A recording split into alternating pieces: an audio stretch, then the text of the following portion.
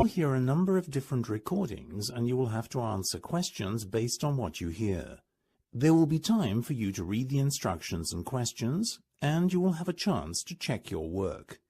All the recordings will be played once only. The test is in 4 sections. At the end of the test, you will be given 10 minutes to transfer your answers to the answer sheet. Now turn to Section 1. Section 1. You will hear part of a telephone conversation between a job seeker and a recruitment agent. First, you have some time to look at questions 1 to 6.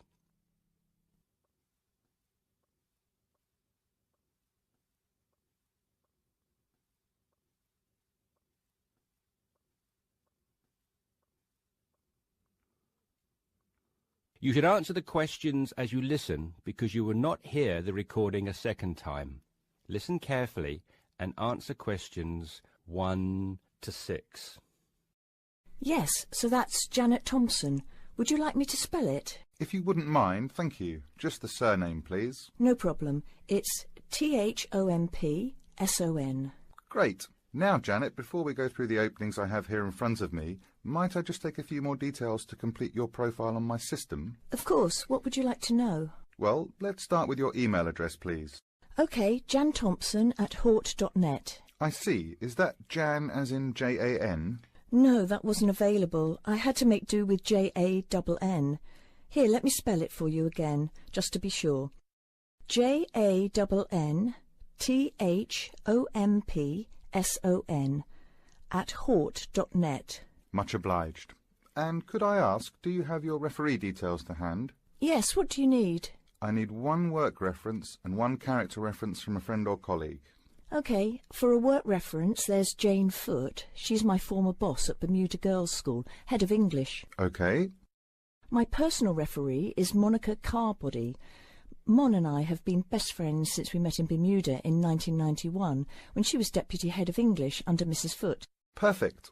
And you mentioned, of course, that you're an English teacher, but are there any additional subjects you're qualified to teach? Yes, I have a diploma in special needs, and I can also do history to GCSE level. Very good. Before listening to the rest of the conversation, you have some time to look at questions 7 to 10.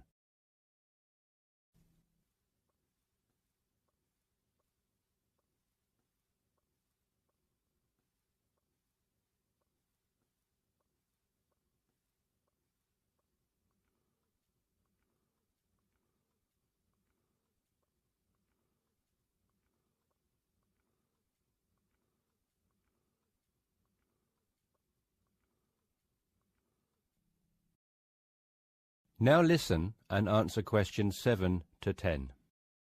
Do you think I stand a good chance of finding something? Oh, better than good. In fact, we have some positions we can offer you today. You see, it's not so difficult to find a temporary role. Tell you the truth, there are plenty of them around, but getting a permanent position will prove a little more trying, though. Would you be prepared to take up a position short-term? Of course, anything that pays. Excellent. Well, there are 3 positions that I can offer you right now. The first is a teacher of English in LaSalle School. I'm sure you know it, right in the city centre. Yes, near where I live, actually. Even better. Well, it's a 6-month contract, and the very attractive thing about this role is that the head of English at LaSalle will, if she's satisfied with your performance after 6 months, offer to make you a permanent member of staff. Wow, that's food for thought. It certainly is, bearing in mind what I said before about how hard it is to find a permanent role.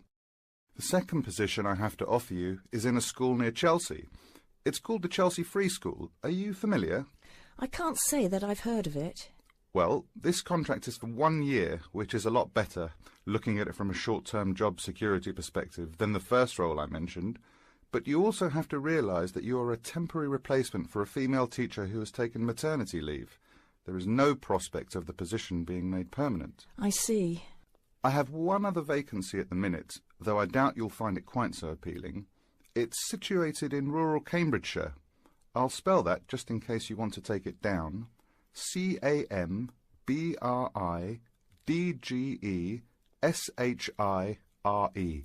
And the school simply goes by the name Cambridge, though it's not in any way related to the other more well-known establishment of the same name. I was just going to ask that. What a lovely location, though, eh? Yes, but there's a catch. It's only a 6-week contract to cover for someone on extended sick leave. I see. Well, I guess that's ruled out then. What sort of salary can I... That's the end of section 1. You have half a minute to check your answers.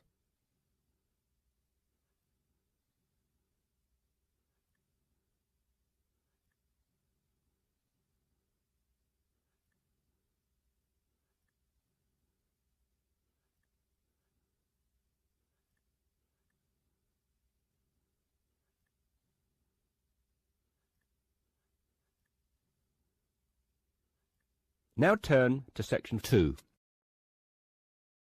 Section 2. You will hear a flight attendant talking to passengers on an airplane.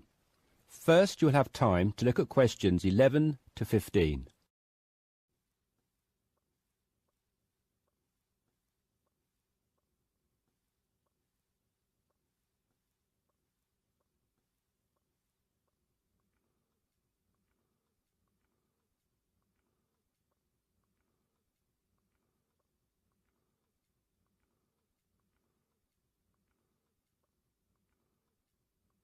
Now listen carefully and answer questions 11 to 15. Good morning, everyone. I hope you all slept soundly overnight. I'm pleased to confirm that our flight is running on schedule and we expect to arrive in Christchurch at 8 a.m. local time. That's about 50 minutes from now. I've been advised by our pilot to warn you that there may be some turbulence on our descent. So please remain seated and have your seatbelt on at all times. As you may have heard, a fairly severe tropical depression is headed for New Zealand and in fact is reaching the west coast of the South Island as we speak. Thankfully, we are landing on the east coast, where the weather is still relatively good. Wind speeds are steady at around 15 miles per hour and the sky is generally overcast, though the sun may creep out from time to time as the morning progresses. That said, when the storm reaches this afternoon, conditions will deteriorate rather quickly. Please exercise extreme caution if you're travelling anywhere on the island today. As I said, the storm has already made landfall on the west-northwest coast, and we're getting reports of high seas and very strong winds of around 75 miles per hour, with gusts up to 110 in Collingwood. Heavy and thundery rainfall is also being reported there.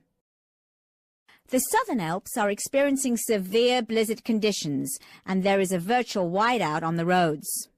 There are accumulations of up to 3 foot of snow already, so please, under no circumstances, be tempted to take the mountain road from Christchurch to Bluff. Use the coastal route for the entire journey if you must go down south. Over in the west, in Hokitika, and the southwest, in Milford, conditions are bad with heavy rain, high winds, and high seas. In fact, several tornadoes were reported in Hokitika and also in Lewis, which is slightly further inland. Also inland, on the northern edge of the Southern Alps, Arthur's Pass should be avoided at all costs. Roads are closed due to the heavy snowfall. Kaikoura has reported wind speeds of 45 miles per hour, with occasional gusts a bit stronger, but so far it has escaped the heavy rain. At present, it is windy and cloudy there. Before you hear the rest of the discussion, you have some time to look at questions 16 to 20.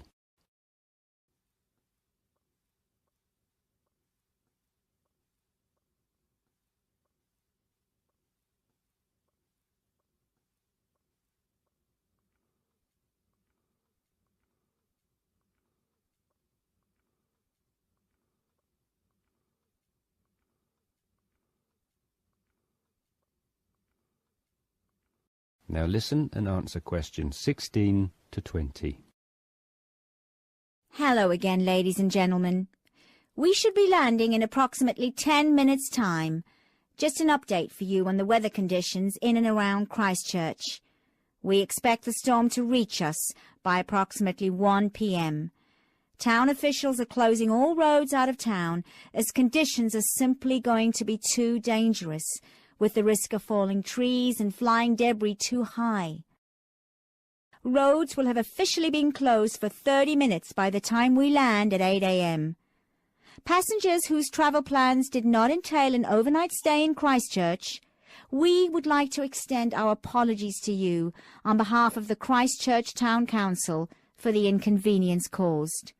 However, it is in the interest of safety that these steps have been taken. Those of you without accommodation should go straight to our customer service desk at the airport, where a council official will be waiting to take you to temporary shelters in the town. Those of you who are staying in Christchurch should go to your hotel and follow the instructions of staff there. It may yet be necessary to evacuate you down to the shelters as well. This decision will be made by hotel staff who are monitoring the situation very carefully. The storm has made a direct hit on the island.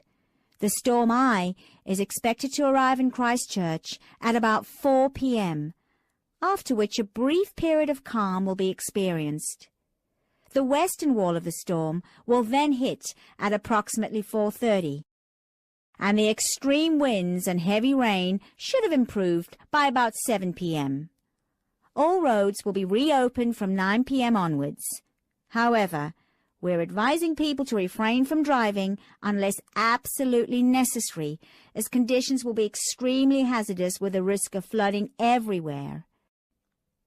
Flash flooding is a real danger for the valley towns of the south in particular, as mountain rivers and tributaries have already swelled to record levels. High winds have already caused massive power cuts in West Coast towns, and a string of major tornadoes have caused havoc across the Midlands. If at all possible, stay in Christchurch until tomorrow morning, when the clean-up will begin.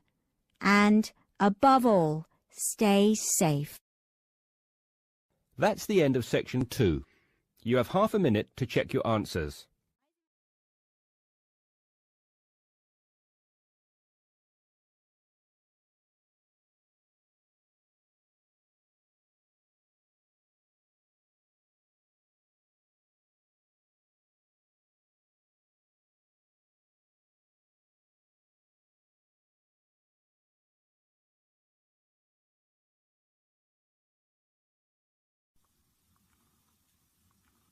Now turn to section 3.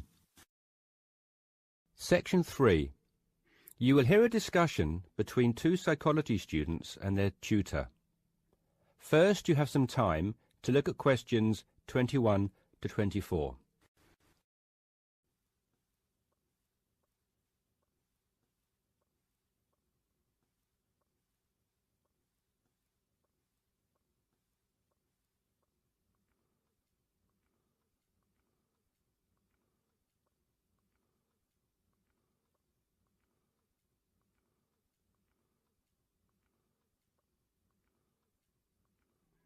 Now listen carefully and answer questions 21 to 24.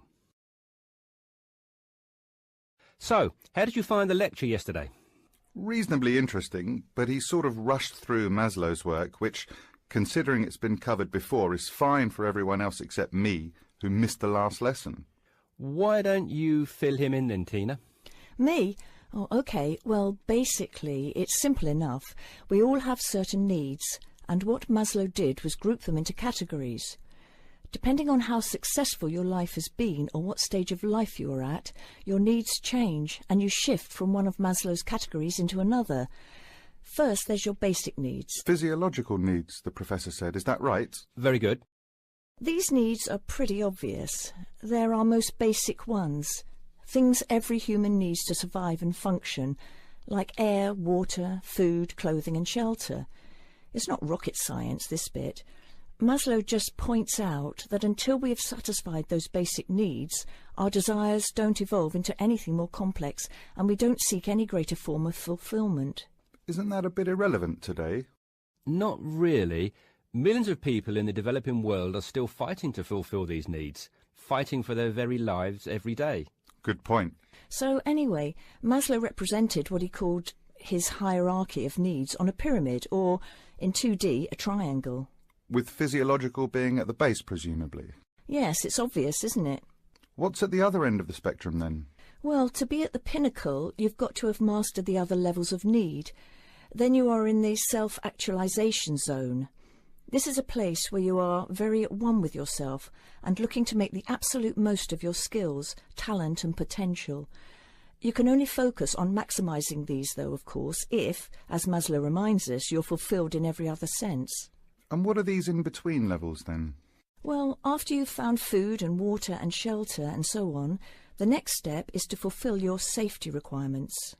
Safety does not just mean your physical safety, though. That's far too simplistic. It's also about your emotional safety, your job security and so on. And let me guess, after that it's the need for esteem. No, Maslow reasoned that after your physiological and safety needs are fulfilled, the next most urgent requirement is for friendship, intimacy, companionship and so on. You know, on an emotional level, building a family, having relationships, etc. Only then, after you have found a sense of belonging, does the need for esteem take precedence, he argues. Presumably that's the need to feel accepted and valued. Yes, but more on that later. Do you feel more comfortable now? Yes. Thank you both. Before you hear the rest of the discussion, you have some time to look at questions 25 to 30.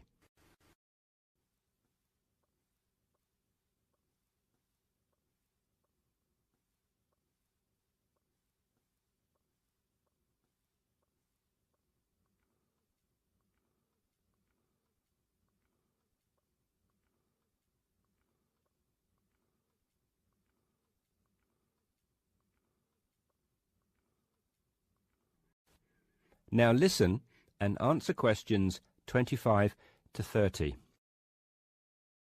OK, now that you are both familiar with Maslow's hierarchy of needs, let's look at a few cases in point. Case 1. Crime boss in the slums of Mumbai. What do you think? Surely very low. Physiological, I'd have said. But he has food and shelter. A shed is hardly shelter. And how is living from hand to mouth every day adequate from a nutritional perspective? Oh, of course. You're right if you look at it objectively. But remember that human psychology is far more complicated than that. When quizzed, this person surprised researchers. First of all, he regarded his shed as adequate shelter and was completely content there. Secondly, he genuinely felt satisfied with his level of food intake. Thirdly, being the crime boss of the slums, he felt very safe, arguing that no one would ever touch him. He had no self-esteem issues either, since he had the respect of his fellow slum dwellers. It may have been fear, but he perceived it as respect. That is all that matters, and was quite content with who he was. I see. So it's not just about the reality of your situation, but also how you perceive that reality. Exactly. Most people would be very low on the hierarchy in his position, feeling like they wanted and needed much more. He did not. Now, what about case 2? A multi-millionaire rock star. Well, you'd naturally assume he's fulfilled his physiological and safety needs, but when you read on through his profile, look here, he's plagued by paranoia and thinks someone is trying to kill him. On that basis, given his state of mind, he must believe that his safety is compromised. So safety must be his primary concern. Very good. And look here at case 3, a property magnate. Having suffered badly during the recession, his portfolio of properties is in danger of being repossessed. In fact, look, he's in danger of losing everything and being left without even enough to support himself. Wow, so I guess he's gone from very high up right down to the bottom. Exactly. Even his basic needs are no longer secure. An excellent example of how there can be movement both ways on the pyramid. Case 4. A housewife. She must have some esteem issues, surely. Read on. She is quite content and well respected and loved by her friends and family. What's more, being a housewife is all she ever wanted to do, and she has excelled at the task. Therefore, forget esteem. This lady has maximised her potential in her eyes. She's right at the top. And case 5? A very sad case. It is what it is. There are always innocent victims of war, and he was left with nothing, not even a home over his head. Every day is a struggle to survive. How sad. And last but not least, case 6. Another rock star, though a different story. He says the only thing he craves is friendship. He has everything, but is awfully lonely. I think it's obvious where he is on Maslow's hierarchy. Indeed. That's the end of section 3.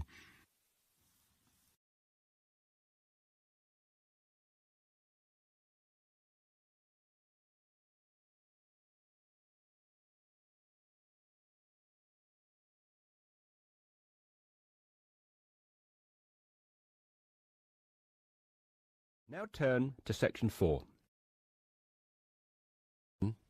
Section 4.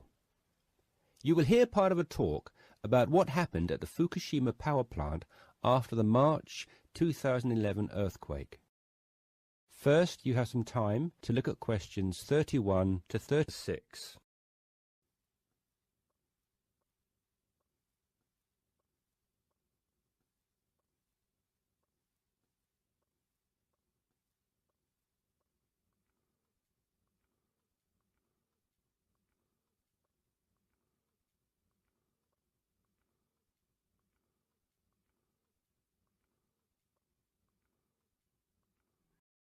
Now listen carefully and answer questions 31 to 36. To really understand what went on at Fukushima after the tragedy, which was the March the 11th tsunami, I'm going to have to give you a brief introduction to nuclear power and an insight into how a nuclear power plant like Fukushima functions. Look at the diagram here on the screen. To the left there is a rather massive building. This is known as the containment building, and it is, safety-wise, the most fundamental aspect of a nuclear power plant. Containment buildings are typically constructed of steel or reinforced concrete. The Fukushima one was made of a mixture of both. Notice the concrete domed roof, which was so prominent in the aerial photographs which were taken after the tsunami hit. The containment building is, of course, always completely airtight to prevent leakage of radioactive material in the event of a malfunction or failure of plant systems. It should also be natural disaster proof, and Fukushima's was, given the regularity with which they occur in Japan, able to withstand huge magnitude earthquakes. It also withstood the giant tsunami which struck. The containment building itself, therefore, did its job, but more on this later. The containment building houses the reactor core, which is where all the nuclear reactions take place. You will also notice the 4 cooling rods. These rods can be raised and lowered as required to control reaction speed and soak up neutrons. Now, if you look to the right-hand side of the containment building, you'll notice the coolant system, which basically regulates the temperature of the core and prevents it from overheating. You have hot water from the coolant system flowing into the heat exchanger and cold water flowing back into the containment building. This hot water is then transferred through the feed pumps into the turbine hall, where it is harnessed to drive the turbines and generate electricity. But before the energy can be distributed into the national grid, it must be sent through a new conductor. And this is the function of the missing piece of the puzzle, the transformer. The transformer allows electricity to be conducted from the turbines into the national grid. And that, ladies and gentlemen, is how nuclear-powered electricity is generated, more or less. Before you hear the rest of the talk, you have some time to look at questions 37 to 40.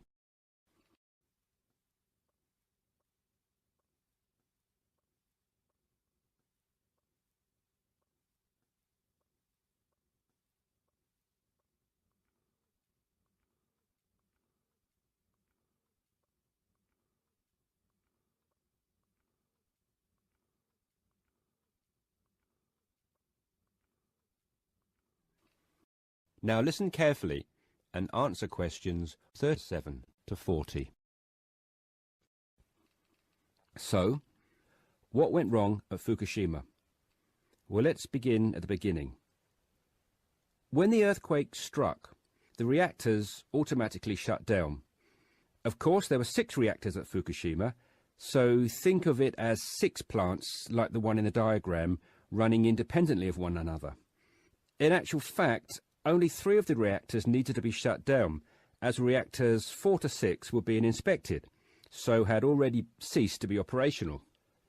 When the reactors shut down, no more electricity was being produced, so a new source of power was needed to run the cooling systems and prevent the reactor core from overheating. This is where the plant's on-site diesel generators came in.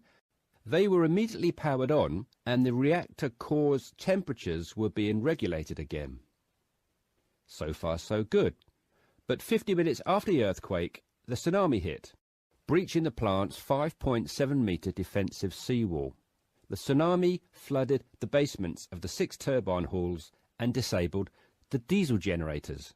And this is where the problem began. You see, the containment buildings actually did their job, and reactors 1 to 6 were not compromised by the earthquake or the subsequent tsunami. However, site engineers and safety personnel had failed to take into account the possibility of the seawall being compromised. Once this happened, and the turbine halls flooded, the diesel generators were useless. It was going to be a race to get the coolant systems up and running again in time to stop meltdown or fallout from occurring.